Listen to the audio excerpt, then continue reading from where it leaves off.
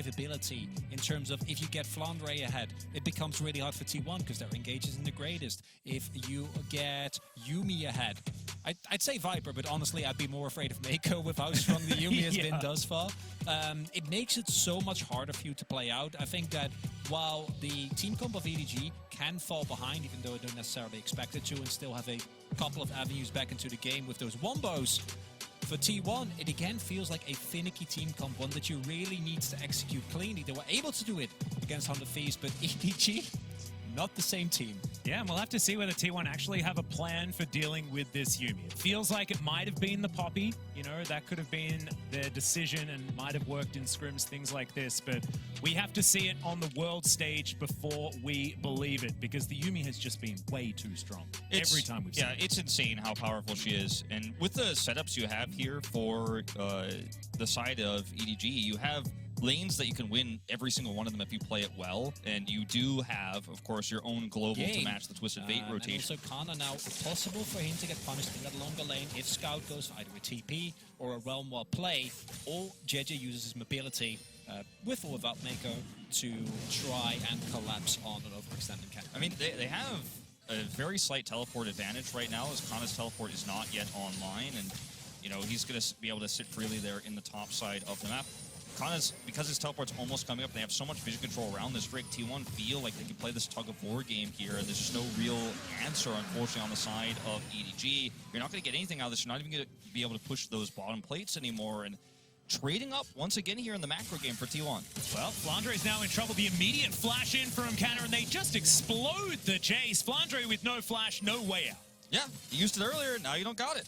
And I talked about overextending for Canna. As it turns out, it's not Canna that's overextending. Teleport, so he can join this fight if EDG wants to getting the turret as well, so they're trading up. He just wants more. He's just trying to slow us down, but T1 are going to get it. Yep, Canna also trying to rotate around, but he's not quite in position. But T1 do manage to lock down the Rift Herald. Now Faker moving on in. There's the final chapter. Maybe a flash needs to be used, but no, it's going to be the stopwatch first. As that bullet time just to zone T1 away from their turret. Now the teleport's going to come through. Moonlight Vigil comes down from Gumayusi already. So much damage available. The flash forward. The dash cannon as well from Canna, but now they're trying to turn it around. The Yuumi, unfortunately, oh no, Meiko tries to save his jungler, but instead throws his life away, and T1 wipe the team fight. Such a beautiful fight from T1. You have Canna on the flank on the left side there. He gets into a position to push, and then as soon as Edward Gaming push a little bit too far, he can teleport in. You've got that lockdown there. And Edward Gaming, they have a comp that can blow up single targets. They have a lot of burst damage. They have a lot of mobility. But if you actually get the jump on them first when they overextend, T1's composition has so much power. Now we're looking at a 4,000 gold lead. Also mind that one of the biggest tools that you have available as EDG is that bullet time, and that was thrown fully into a pushing on the top side. So they are going to go turret for turret as far as those outers, but it might be inner turret falling down as well here for T1. As Oner's going to move on round the side. EDG, the rest of them getting into position as, oh dear, that is a very dead Lulu once again. As that is now Moonlight Vigil to come forward, and I think that was the ulti from Viper immediately cancelled as well. Yeah, Oner says no. I actually will not eat a bullet time. Yeah, I would when rather you not. do just But step still, that 1 foot too far over the line without flash. I really wanted to see the cancel again because it was very fun. It didn't actually have an impact at all because it was just the 1 kill, but it did be funny.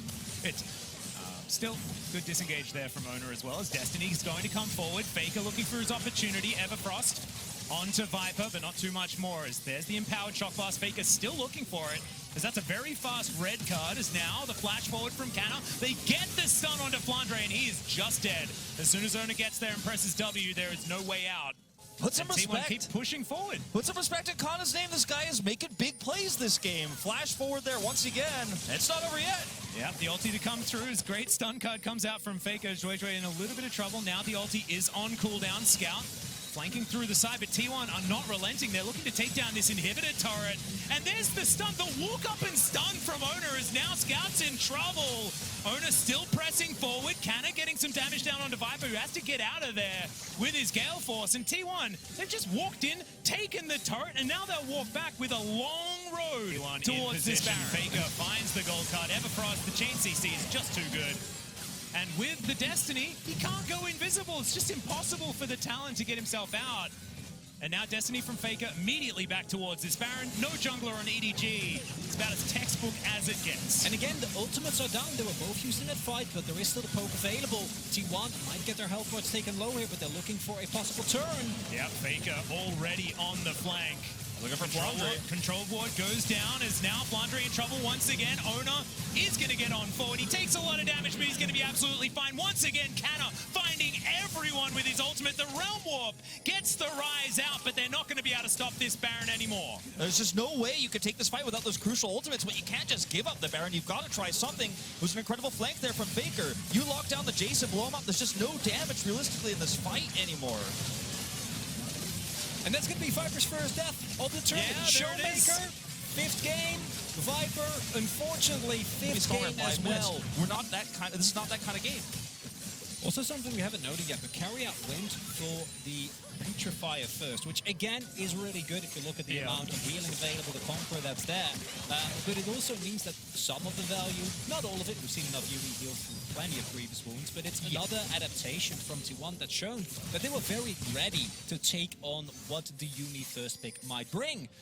And now, this is a gold lead that's going to be very hard to come back from. It's going to be a great combination of ultimates or a possible collapse. If T1 do overstep at any point.